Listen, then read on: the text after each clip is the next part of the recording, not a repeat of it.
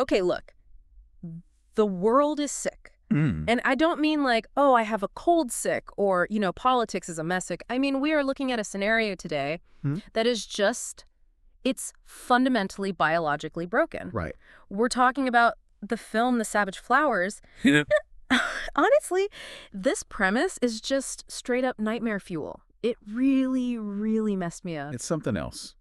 It really is. It takes the most basic human instinct we have, right? Yeah. The drive to protect your kids, to keep them safe. At all costs. At all costs. Yeah. And it just flips it completely on its head in the most grotesque way you can imagine. It turns love into a death sentence. Exactly. So for everyone listening, you got to get this concept in your head because it is absolutely fucked up. The year is 2025. Society has, for all intents and purposes, collapsed. It's gone. The cities are ghost towns. The grid is down. But this isn't, zombies eating your face. It's not aliens in the sky. It's a plague. But here's the kicker. The children are the carriers. They don't get sick. Not a sniffle.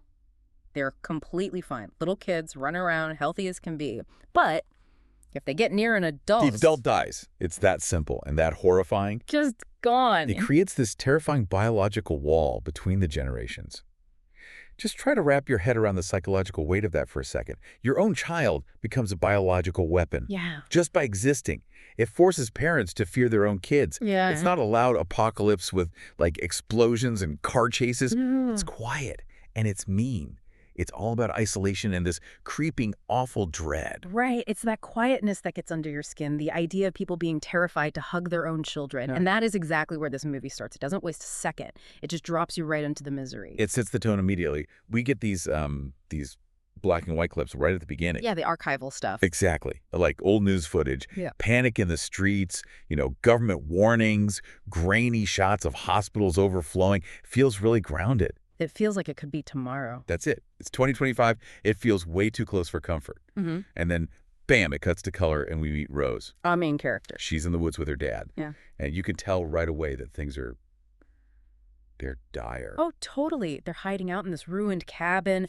The lighting is super low. Everything looks damp and cold. You can almost smell the mold and just the fear in the air. And the dad, man, you can feel the weight on him. He's terrified. But he's trying so hard to be strong for her. And he's standing on the other side of the room. Yes. That visual is so important. He's keeping his distance from her. Mm. Love in this world is expressed through distance. It's heartbreaking. He has that line that it really sticks with you. He says, they say it's in your blood, but it's the world that's sick. Ugh, yeah.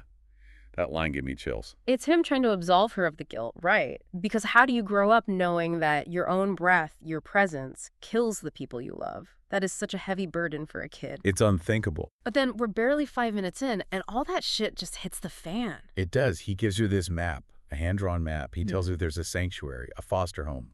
And, in movies like this, a sanctuary is... Never a sanctuary. It's never a sanctuary. It's usually just a different kind of hell. Never trust the sanctuary. But he forces her to go. He knows they can't stay there. And then the vigilantes show up. And this part. It's fucked up. He knows he can't run with her. He knows he's a liability. He'll slow her down. So does he do. He walks out there. He makes a choice. He draws their fire so she can run. It's the ultimate sacrifice. But it's so messy. It's not some glorious Hollywood death where he gets to give a big speech. It's just brutal. Yeah, let's be real. When that ambush happens, shit gets real fast. It's violent and it's quick. He just steps out, screams to draw them in, and then bang, it's over. It's just like that. And Rose is alone, a kid in the woods with nothing but a map and the knowledge that her dad just died so she could keep breathing. It establishes the stakes immediately. Survival isn't pretty. It's not noble. It's dirty. And it costs you everything. Just strips away any romance of the post-apocalypse genre right from the get-go. Okay, before we follow Rose deeper into this nightmare, I have to stop for a second. Listen, if you are listening to this and you're actually enjoying this kind of dark, twisted psychological breakdown of society... If you're into this stuff. Yeah, if you like exploring the nasty corners of human nature, you seriously need to go over to YouTube and subscribe to the Dread Den channel. Right now. Absolutely. Right. If you like the analysis we're doing here, Dread Den is where you want to be. They cover the stuff that most channels are, frankly, too scared to touch. It's visual, it's intense. So it's exactly what you're looking for. Yeah. Do it now. Pause this if you have to. Go subscribe to Dread Den. You won't regret it. Okay, back to Rose. She's running, she's alone. We see her scavenging food from abandoned cars. It's maybe minute 6 or 7, and she's just hearing screams in the distance. The entire world is hostile. And she finally gets there. She arrives at the coordinates on the map. It's about minute 8, the sanctuary. And it's this overgrown, creaky Victorian foster home. It just looms out of the fog like something from a horror story. Which, let's be honest, is already a massive red flag. Totally. Nothing good ever happens in a creaky Victorian house in the middle of nowhere. Why can't this sanctuary ever be like a nice, well-lit condo in Florida? Chuckles. It's all about the atmosphere. And the welcome she gets. It's freezing. This is supposed to be a safe haven, but the people running it, Pat and Lucy, they are terrified. Yeah, Pat, who's played by Nick Moran, and Lucy, played by Roxanne McKee, they are the adults, the ones in charge. But they look at Rose like she's a bomb that's about to go off. Immediately. They're scanning her for symptoms. They're wearing these makeshift masks. They're keeping their distance. There's no warmth, no comfort. They're saving these kids, but they're also completely terrified of them. It creates this incredible tension right from the second she walks in the door. It's not a home. It's a containment facility. A prison. You can see it in their body language. They flinch when the kids get too close. Exactly. And then we meet the other inmates, the other girls, and the social dynamics here. It's like Mean Girls, but with the constant underlying threat of homicide. It really is. The film does a great job of setting up that hierarchy very quickly. You have the archetypes, right? Yeah. There's Ada, who is the quiet observer, just watching everything from the corners. Rebecca, who is the snitch, the rule follower. The teacher's pet. She just wants to please the adults to buy her own safety. And then there's Iris, the little one, who is just scared of her own shadow. And then there's Lily. Lily. Played by Maddie Mills. Ah, man, Lily. She is the villain of the year. We meet her at minute 12, and she is literally sitting on a throne made of pillows. It's such a striking image, isn't it? In this total wasteland, in this decaying house, she has constructed a monarchy. She's the queen of the ashes. And the first thing she says to Rose, new meat? Come on. It's such a cliche, but it works because she believes it 100%. It's pure posturing. She's establishing dominance immediately, marking her territory. But before we even get to Lily's full reign of terror, there's this moment with Ada. Rose is eating this sad, sparse meal. Yeah, that's a key moment. And Ada just looks at her, deadpan, and asks, "How many have you killed?" That one line does so much heavy lifting. It just normalizes the horror of their existence. Yeah. For these kids, that's a standard get-to-know-you question. Like, where are you from? What's your favorite color? How many people have died because of you? It shows how completely their worldview has been warped by this plague. It's chilling. And Rose says she hasn't killed anyone, which immediately sets her apart from them. She's still got that innocence. She still has her humanity. And that makes her a target. A massive target. Yeah. Because innocence is a weakness in this environment. Or at least that's how Lily sees it. 100%. Lily sees that innocence and she hates it. She absolutely despises it. So she starts with the bullying immediately. There's the quote-unquote accidental water spilling incident. It's petty stuff. It's petty, right? It's high school drama. It is. But in this context, the stakes are so much higher. Lily isn't just being mean. She's testing Rose. She's prodding her. She wants to see if Rose will break. How she'll react. Yeah. If Rose fights back, she's a threat. If she cries, she's a victim. Lily is calculating its psychological warfare from the jump. She's just acting like this queen bee, strutting around this dilapidated house, treating everyone like her subjects. And honestly, her whole attitude, it's total bullshit. We are in the apocalypse, Lily. We don't need a prom queen. It's infuriating to watch. But that's the tragedy of it, isn't it? She's clinging to power because it's the only thing she has. If she's the leader, she's safe. Or so she thinks. She's just recreating the only social structure she knows. But stripping out all the empathy. All of it. And Yeah. she ramps it up fast. We get to minute 16, and they decide to play truth or dare in the attic. Never a good idea in a thriller. It's the classic mechanism to force exposition and conflict. But here it feels particularly nasty. Oh, it is. And this isn't who do you have a crush on, this is just trauma dumping. Rebecca, the snitch, admits she abandoned a sibling to save herself. Jesus. Rose talks about her dad dying just a few days ago, and Lily, what does she do? She just mocks them. Boo-hoo, we're all orphans. This is where the movie really leans into what I call interpersonal horror. It's not about the virus anymore. It's about the complete and utter lack of empathy. It's monstrous. Lily is looking at these traumatized girls and just using their pain as a weapon against them. She's completely desensitized. It's cruel. It's genuinely hard to watch. But then it gets physical. Minute 23, the hunt. This scene is pivotal. Lily organizes a game where they hunt each other in the overgrown garden. A game, right. Theoretically, it's for learning to move silently, Right. but really it's just another excuse for her to terrorize them. And Rose trips, of course, because she's the new girl and she's panicked and clumsy. And Lily is standing over her and she delivers this line, "Soft gets you dead." And that's it. That's the central philosophical conflict of the film right there. The question is Lily right? No, no way. She's just a psychopath. Is she, though? Or is she just adapting to the environment she's in? I mean, think about it. In a world where empathy can literally get you killed, like Rose's dad, who died because he loved his daughter, isn't hardness a survival trait? Is Lily actually the most evolved one there? I see what you're saying, but there's a huge difference between being tough and being a monster. Lily isn't just tough. She enjoys the cruelty. She's crossing that line. You can survive without torturing people. She definitely crosses it, yeah. But I think she believes she's teaching them. In her own twisted mind, she's the only one preparing them for the reality of their world. She thinks Rose's softness is a liability to the entire group. Well, let's talk about reality then, because the turning point happens at minute 26. And this is where I think the movie goes from just mean kids to, holy shit, these people are dangerous. The arrival of Benjamin. Benjamin. He's just a guy, an outsider. He comes to the fence around the property begging for help. He's starving. He's desperate. He's clearly not a threat. He's just looking for food, water, anything. And this is the test. The ultimate moral test for this little micro-society. The girls have to vote. Do they help him? A simple yes or no. Rose obviously votes yes. Yeah. Because she's a human being with a soul. But Lily immediately votes no. She says it's too risky. The excuses come out. Infection, resources, whatever bullshit she can find to justify it. The cold calculation, resource guarding, protecting the tribe. And the others, they just follow Lily because they're scared of her. Yeah. So what happens? They sit there, they stand at the fence, and they just watch this man die. It's brutal. Let's cut the crap here. That wasn't survival. That was murder by inaction.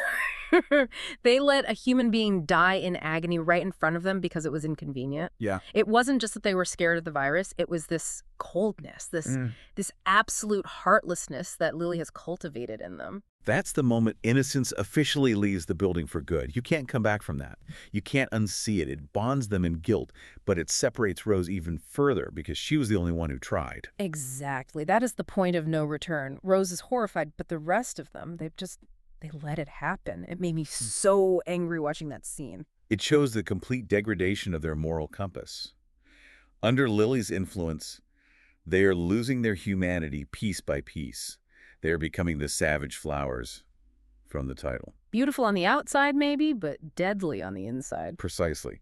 And while all this is happening, the actual authority figures are falling apart. Paul, the guy who's supposed to be in charge of this whole operation, he starts coughing around minute 38. And in this world, a cough isn't just a cough. It's a death sentence. It's a ticking clock. Right, so Pa is getting weaker. Yeah. And as the adult authority figure gets weaker, the monster Lily gets stronger. It's a direct correlation. It's a power vacuum. Exactly. Paul was the dam holding back the flood of her cruelty. As he starts to crack, Lily just comes pouring out. She starts rationing water unfairly. She starts consolidating control. She could smell the weakness. And then she does something that is just, it's pure spite. Minute 35, Rose has that map her dad gave her. It's the only thing she has left of him. It was her connection to her past, to his sacrifice, and Lily takes it and destroys it. It serves no strategic purpose. It doesn't help the group survive one bit. No. That's why it got me so pissed off. It was just to hurt Rose. It was purely malicious. It was Lily saying, I own you now. I can take everything from you, even your memories. It's the destruction of hope. Lily wants to ensure that Rose has nowhere else to go, physically or emotionally. If Rose has hope of an outside world, a different life, she's harder to control. It's sickening. And, watching this little society just collapse in on itself inside this house, watching the rules go out the window, it's fascinating, but it's stressful as hell. It is. It's a lot to take in. So, before we see just how bad things get, and trust me, they get a lot worse, I need to remind you again. If you are enjoying this breakdown, if you like exploring these dark, crumbling corners of human nature, you need to subscribe to the Dread Den YouTube channel. Yes, we cover a lot of intense ground here, but Dread Den is the place for the visual storytelling, the community.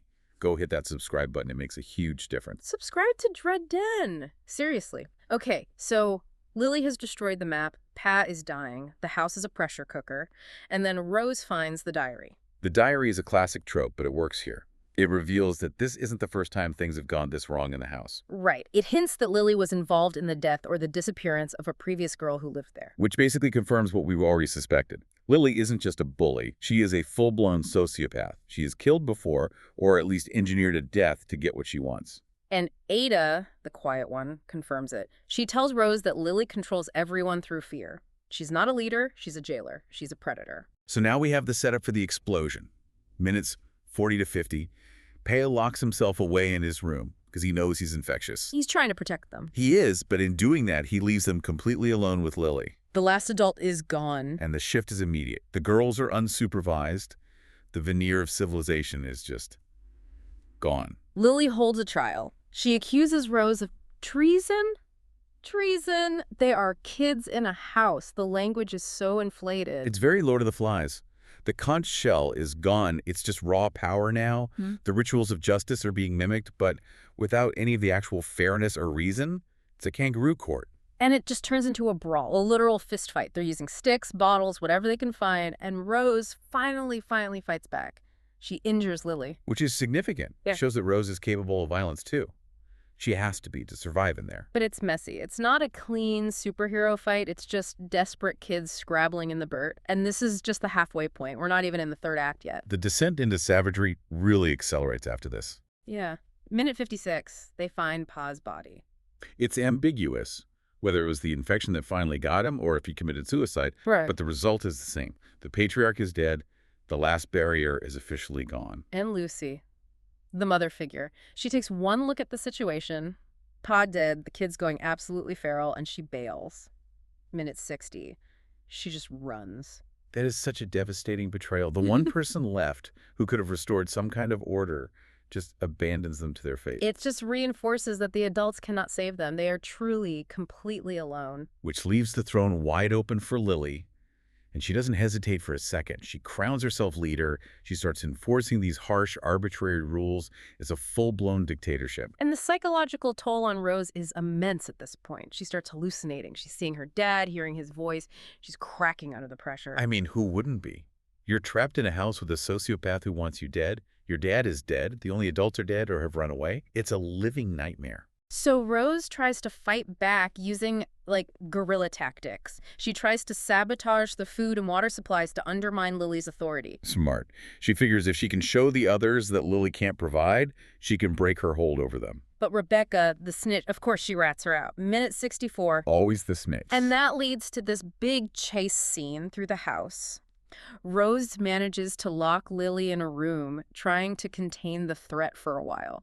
But Lily escapes. Of course she escapes. You can't keep a monster like that locked up for long. Yeah. And then, minute 68, the group therapy session. Oh, God, this scene. Calling it therapy is a massive stretch. It's a confession session that turns into a violent interrogation. It's fucked up. And Iris, the little innocent one, she gets hurt in the chaos. Yeah. And that's the catalyst, right? That's the turning point for the others. It is. Seeing Iris, the youngest and most vulnerable, get hurt finally wakes the other girls up. They realize that Lily isn't protecting them. She's a danger to them all. They realize she is fucked up in a way that threatens their survival more than the virus or the outside world does. So we get the coup. Minute 71. The girls finally coordinate an attack. They stand up to the bully together. And we get that final confrontation between Rose and Lily. Lily has this monologue.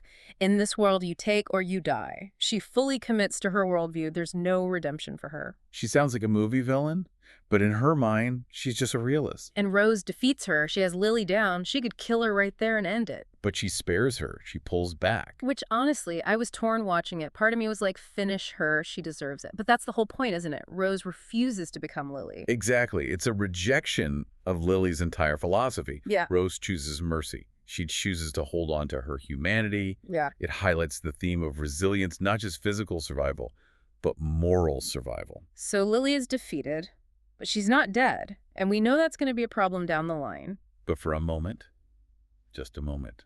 There's peace. They bury Pan. It feels like a resolution. The storm has passed. And then the radio crackles. Minute 78. A signal. A voice. A hint of outside help. Hope! Fuck that. Nothing is ever that easy in this movie. As soon as I heard that radio, I knew something terrible was coming. You don't get a moment of hope in minute 78 without paying for it dearly. And you're right. The false peace doesn't last long at all.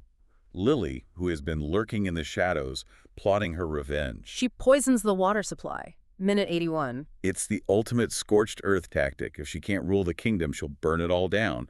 Or, poison it in this case. It's pure, spiteful narcissism. It's so evil, and it leads to the final showdown, minute 83, a rainstorm in the garden, Rose versus Lily, the rematch. The rain is very symbolic here. It's like it's cleansing the sins of the house, washing away the old order. The cinematography in this scene is excellent, all mud and gray skies and desperation. It's a muddy, brutal fight, no elegance to it at all. But Rose wins.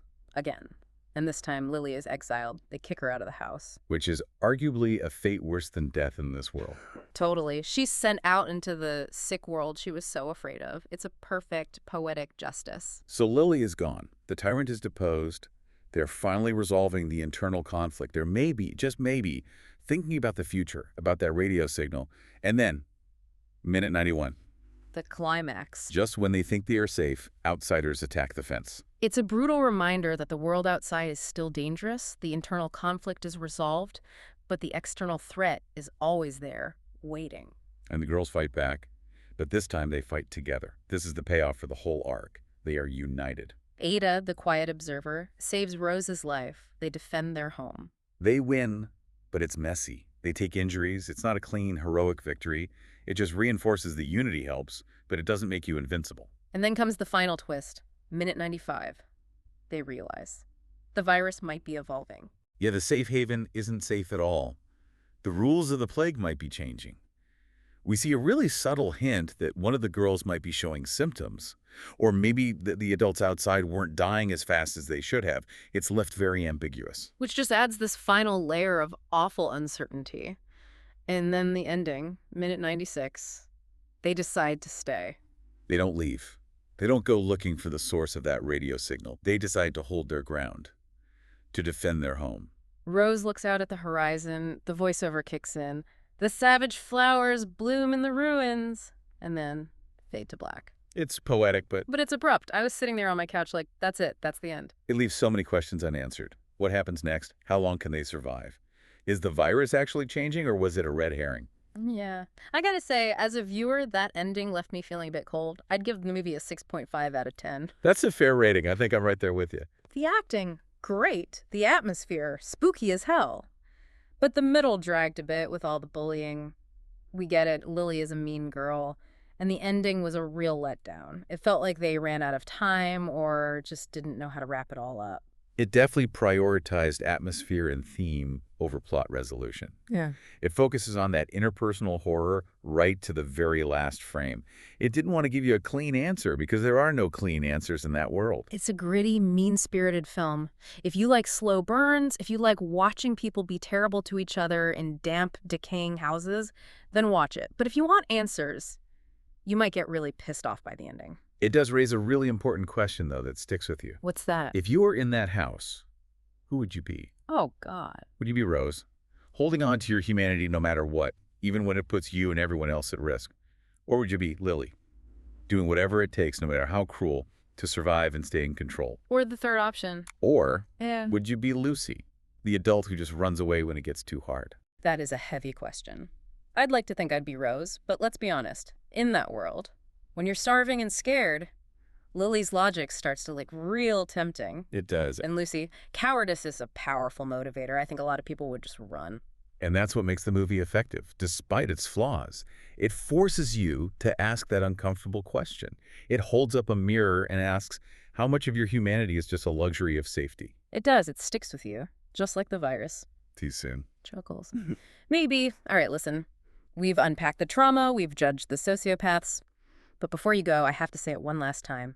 If you want more content like this, if you want to support what we do and see even more twisted analysis, please make sure you subscribe to the Dread Den channel on YouTube. Seriously, go subscribe, Dread Den. It helps us keep doing this. Do it. That's all for this one. Try not to look at your kids too suspiciously today. Catch you later. Stay safe.